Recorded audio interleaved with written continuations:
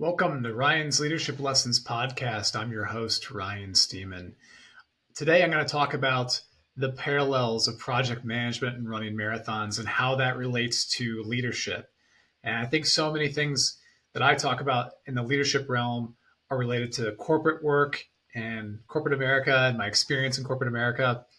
But this kind of ties in a hobby that I have with exercise and also corporate America and my past and working on projects and running marathons. So today's Leadership Lessons podcast will be short and sweet, but to the point, and we'll talk about the parallels of project management and running marathons and how they relate. And I think the important part is I want to talk about and express some of the thankfulness I have for the projects I've worked on in the past. I mean, I've worked on ERP implementation projects in finance and accounting realm. I've worked on projects that related to process efficiencies. I worked on projects that related to tax audits, just all sorts of different types of projects. And the one thing that you have to think about when you're working on a project is communication's key. Having syncs and check-ins with your team, with the project manager, having a person that's owning the project from start to finish. Those are really important lessons and guideposts for when you're working on a project. And the same is true for running races. So if you're running a marathon or you're running an ultra marathon or you're running a half marathon, you have to plan things out. You have to communicate where you're at in each stage of the planning phase. And you can't just sign up for a marathon and run the next day unless you're a well-seasoned athlete. So you have to make some plans. You have to make some practice plans, some middle distance races on the weekends, or maybe some practice runs on the weekends that are 10 to 12 miles so that you can get your body in shape and ready for a marathon. Just like in a project, I mean, you can't walk out the door and have the project done the next day. It's not a true project then at that point in time. So you want to think about how you're coming across, what you're doing to create the projects, and the communication and the guideposts along the way are really important.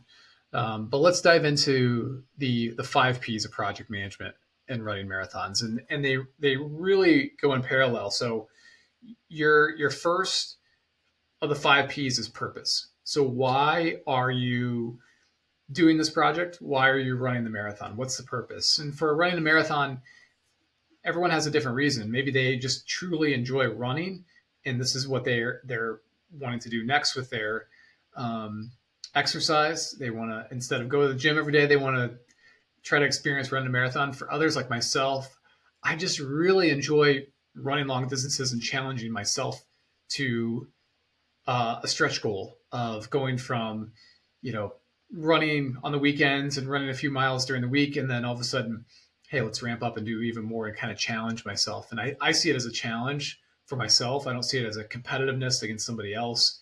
I see it as a challenge for me. Yeah. But for projects, you have to find your purpose. What's the purpose? Is it, we have a bad process, a bad efficiency here. We want to create a project that streamlines this project. Or it could be as simple as, we're taking an old piece of software and we're implementing a new piece of software into our company. And what does that take? Does it take 20 hours to implement? Does it take 20 hours to implement plus time to test it and time to make sure that it works? You have to get everybody up to speed and understanding how to use the software. So there's all these things, and it really comes back to what's the purpose? And is your product sunsetting? Is it going away and you have to implement a new product? Think about your purpose when you're going through a project. Why do you need to do this project? What's driving at that? Is it cost? Is it the product sunsetting? Is it you feel like you're behind because your competitors had the best software and you have older software, and you feel like if we had a little bit better software, we might be able to increase sales or increase efficiency. So think about those things as you're going through your purpose. The next one is planning. So planning revolves around creating a strategy and outline. So when you have your purpose, and you've outlined what the purpose is. You have a mission statement. I want to run a marathon because I want to get in shape. And then you're starting to plan. You're going to say, okay, I have to run this many miles every week. And then on the weekends, I got to run even more. And over time, I'm going to gradually stair step up and run a full marathon. Or if you're managing a project, your purpose is, we're going to implement this software because it's going to help with latency and make our tax engine more efficient, and we're going to have better invoices, and we're going to have more accurate invoices, and that's why we have to have this software. So what we got to do is, that's our purpose. What we have to do is plan this out. So it's going to take 6 months to implement. It's going to take the IT team, the tax team, the finance team, and maybe even the logistics team, to make sure that all the invoices are correct at the end. We have to make sure all these teams have availability in their calendar to work on the project, and we're going to bring in an outside consulting firm to help us implement. So that's the planning phases. So you're trying to plan, you're trying to figure out who's involved in the project. What are the stakeholders? What does success look like? What does success mean? So you're going to start planning those things out. And some of it's making a detailed project plan, and other times it might be, listing things out on a whiteboard, and that's where it is. So think about that from a planning perspective. How are you going to strategize and outline your plan? In my newsletter about the same topic, I talked about an ultra marathon. So an ultra marathon, you're running over the distance of 26.2 miles, over the distance of a regular marathon. So it could be 50 miles, it could be 100 miles. And I talked about a 100-mile foot race that I helped a fraternity brother complete. And you have to really plan that out. You have to figure out who's going to be at aid stations for you. You got to figure out if there's going to be food for you at those aid stations. Is there going to be caffeine or fuel at those aid stations? So you have to really plan those things out. You have to call people and ask them, hey, will you be a part of my ultra marathon team to help me complete this race? And you really have to do some project management and logistics to figure out who's going to help you. But then also, from your body, to be able to be ready for a 100-mile race, you really have to plan and run certain distances leading up to that. So there's a lot of planning, a lot of strategies and outlines for running and managing projects. The third P is practice. I've talked about this in the last two Ps. You really have to practice things out. When it comes to running or preparing for a marathon or ultra marathon, you really have to practice. You have to put in the steps, you have to put in the reps to get really good at running a marathon, let alone just completing a marathon. So think about that from a step perspective, but you can use that and apply that to a project in your business or in your nonprofit or in your organization. If you have a project that you're implementing, it's one step at a time. You can't implement everything all at once and then the next day turn it on and expect it to work.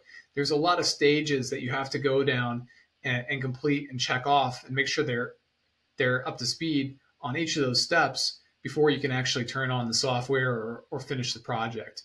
So think about things from a 1-step, 2-step, and they kind of build on top of each other. Just like training for a marathon, it all builds. So your body gets ready for a 26-mile race or a 13-mile race or a 10-mile race or 5-mile race. You're building every week, or you're building every month to get to that level. Just like in a project, you're building on top of each other, stair step, one at a time.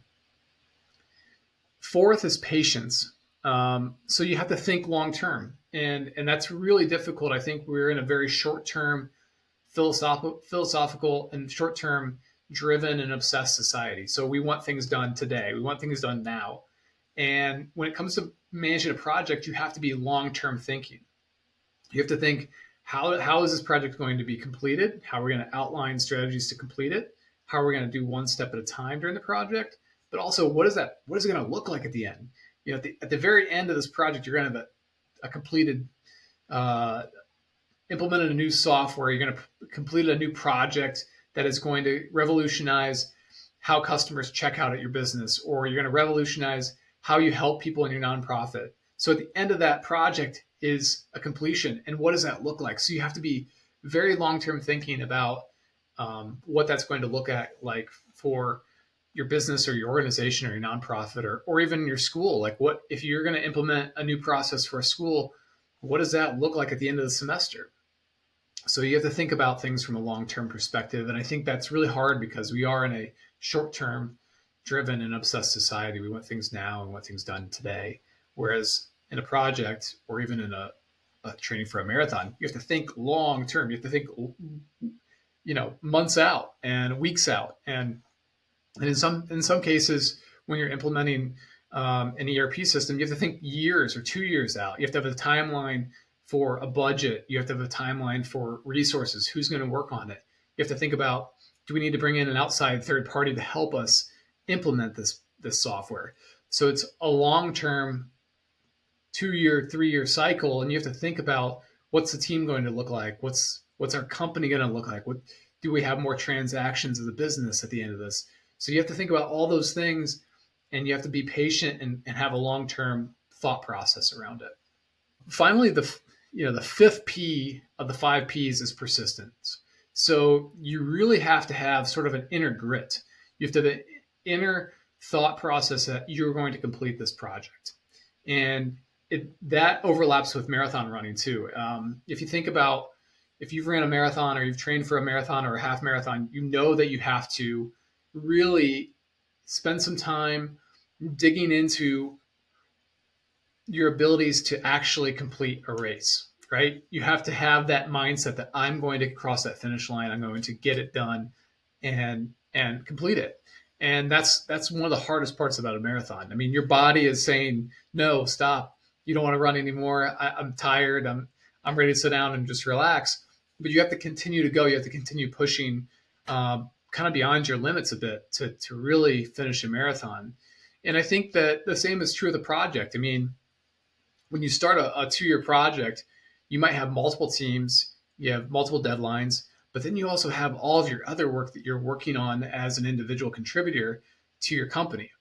So, for example, when I was working in a tax department and we would work on an ERP system implementation, I would have tax returns to file, state audits to review, projects to work on with my coworkers in tax. On, it could be internal audit related, it could be external audit related, it could be just regular tax filing. So you have all that work, and then you have all the ERP system implementation project work that you have to complete, by a certain date. So you have competing priorities here, and so you have to have that persistence to continue going and continue working on it. And it's really important, I think, in the large projects to have a project manager who is really overseeing the project to make sure that you're hitting milestones along the way. I've seen projects where you have a red, yellow, green light system where it's, this part of the project is red, it's really behind. You have this part of the project that's green, and it's on schedule and on task. And you have yellow, which means it could be on that bubble of getting behind if we don't get the right resources and the right needs around it. So you really have to, as you're working on a project, you have that inner grit and that inner strength to continue on and continue working to hit your finish line. So they seem like they're worlds apart, right? Marathon running and distance running on one side, project management's inside of a large corporation or inside of your business or inside of your school or your nonprofit organization.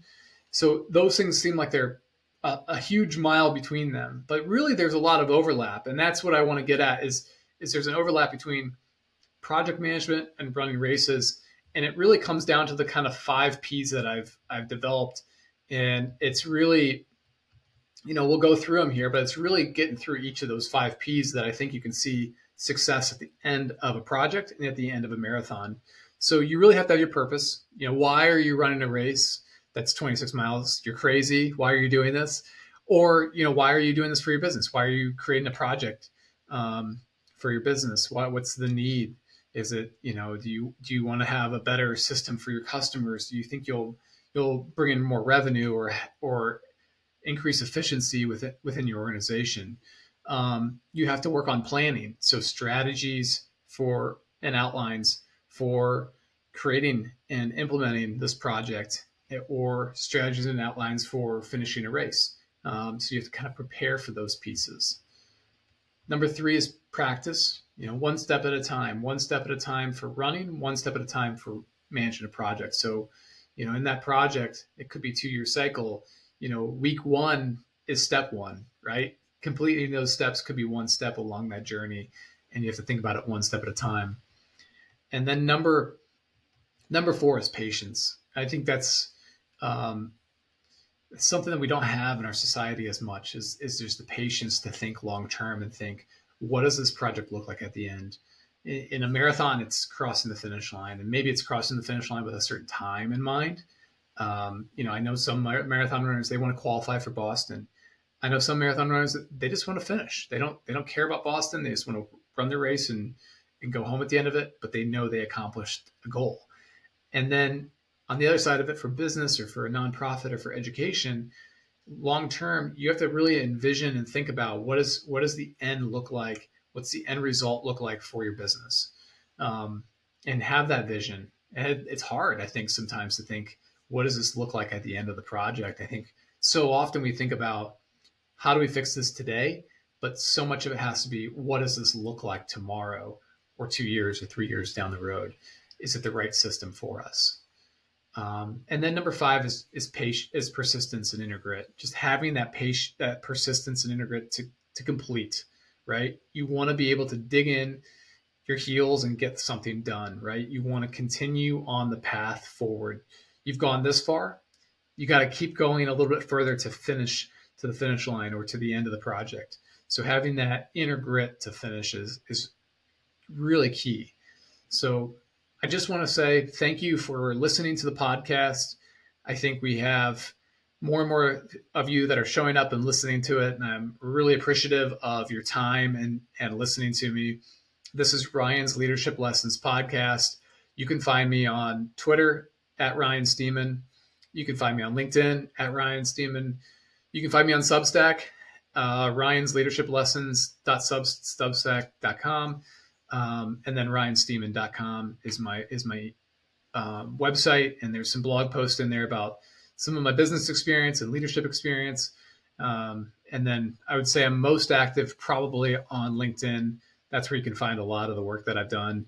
And then obviously Spotify. So I thank you for your time and thank you for listening. And just remember, there are parallels, and you can find the parallels between running marathons and project management.